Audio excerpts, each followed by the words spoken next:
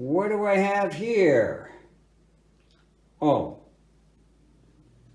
okay. Here's a project. So, I hope someday the moron that thought he was a tech decided to do this. So the word is, sorry. So the word is, this nice Epiphone had a break like this. It was completely attached. And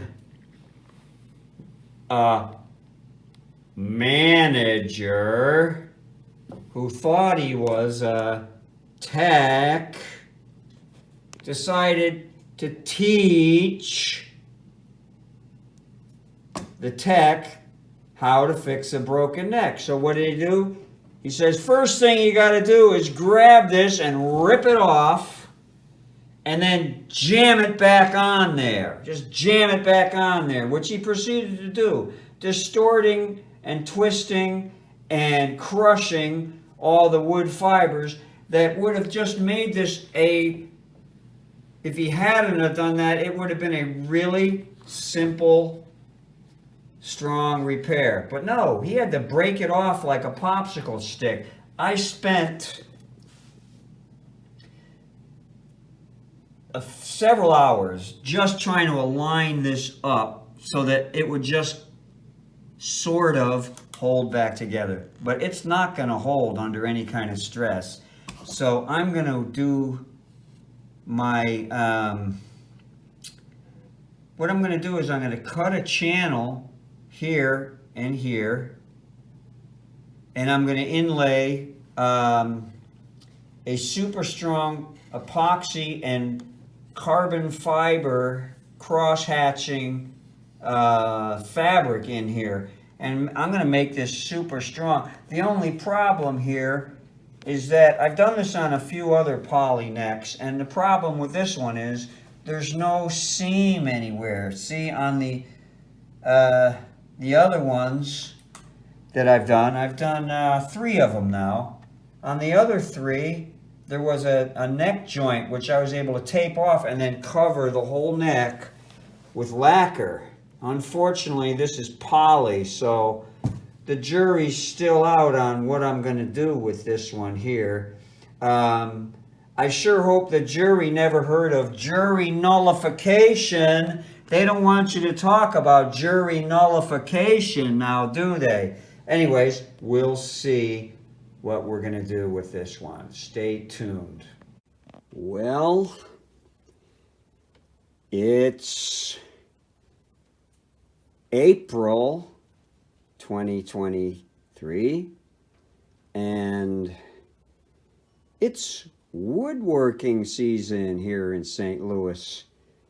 And it occurred to me that I don't have a woodworking license for the year. It also occurred to me that the state issuing the licenses means that they're giving you permission to do something that would be otherwise illegal. I wondered who gave them that authority. Anyways, here's the next step in this. I'm just going to make some ragged cuts, about an 1/8 inch deep. I'm going to remove the wood all the way up to that binding on both sides. I'm just going to remove all that wood. Step 1. Alrighty. I just make a nice scribe with this, or maybe a saw. I'll probably use a saw. I'll make the scribe along the binding with the X-Acto knife, and then a saw cut here. All right, and then my sharp tool and dull mind, I'll remove all that stuff. As I'm doing this, I can't help but think of the turd that broke this thing on purpose. I probably mentioned it already, but I'm going to mention it probably now and again. This was a nice fairly nice clean break, and some turd who thought he was a luthier grabbed the end of the neck and freaking twisted it off and said, there, now fix it. So now I'm in this long, involved repair. That could have been a simple glue and squeeze, boom, done. But no! Rant over. All right, so what I did was I cut a little strip of this. I laid some really nice strong epoxy into the channel. I put some brown paper over it, and then I used these little cawls that I custom fit ahead of time to kind of push that fiberglass down into the channel there. And I'm just going to continue to do that, build it up like that. Alrighty. I think this is my 5th layer here. So each time I put a layer on there with this really strong epoxy, System 3, I also put a brown paper bag over there. I think this is getting really close to where I want it. I might have to fill a couple of little pockets, but this is pretty close. I'm going to start just filing and sanding this down. First I remove it all with my trusty sharp tool and dull mind. But it's getting close to putting some finish on here. Okay, I think I've said this in some of my other videos, and that is, it's ugly till it isn't. So I think I got the I got it built up sufficiently here now. I'm going to start filing and sanding and see if I can get this to feel good before I decide what to do cosmetically. My initial plan was to actually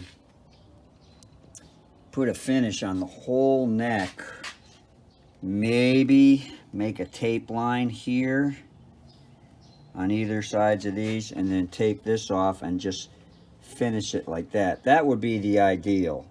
Then I'd have just 2 tape lines here, because as you know, you're going to have a witness line somewhere unless you overspray the whole poly finish, because I don't work with poly very well. Poly and I don't play well together. And so that's what I'm going to do there tentatively. I think that's what I'm going to do. Just have a nice line right there. I don't know. The other alternative was to, of course, you know, do the sides too. I may just go to the sides all the way around here and do the whole thing, back and sides. That might be the way to go with that one. Then you will just fade into the edges there. We'll see. Got this sanded nicely.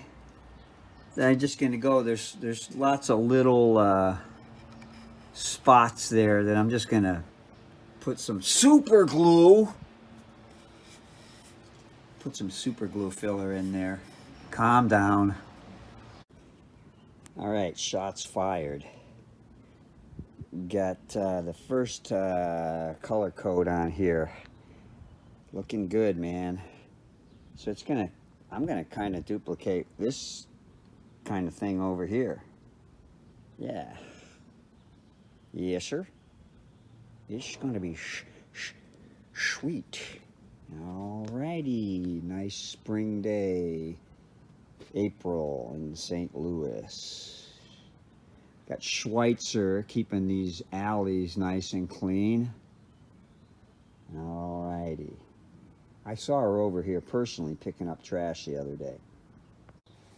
Okay, that's the second coat. I don't know if you can see it in this sunlight, it's kind of tricky, but I'm going to call that good for the color coat.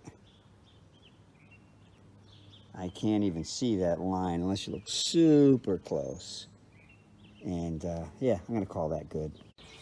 And here it is completed. I just barely buffed this neck out. I mean, I just sprayed down the final coat, and geez, you can see it if you look closely at it, but ask me if I care, because I don't. That's beautiful. It's going on the chopping block. I'm going to just sell this one off, because I need the money. Anyway, that's about it for this video with this new Epiphone and with this indestructible, at least around the headstock area, neck. Thanks for watching. Hope this helps.